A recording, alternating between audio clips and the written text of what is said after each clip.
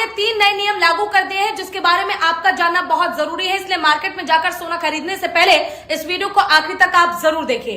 पहला नियम, अब अगर आप 2 लाख से ज्यादा का सोना यानी गोल्ड की कोई भी ज्वेलरी लेते हैं तो इसके लिए आपको अपना पैन कार्ड प्रूफ के तौर पर दुकानदार को देना ही होगा।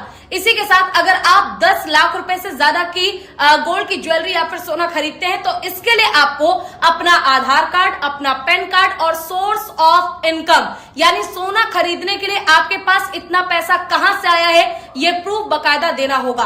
अगर आप इनमें से कोई भी चीज नहीं देते हैं तो पहली बात दुकानदार आपको सोना देगा ही नहीं, और अगर दे भी देता है तो पकड़े जाने पर उसके खिलाफ सख्त कार्रवाई की जाएगी, दुकान को सील भी किया जा सकता है। दूसरा बड़ा नियम, अब अगर आप गोल्ड की कोई भी ज्वेलरी खरीदते हैं तो उस पर आपको 3% जीएसटी देना होगा और 5% मेकिंग चार्जेस आपको देने होंगे।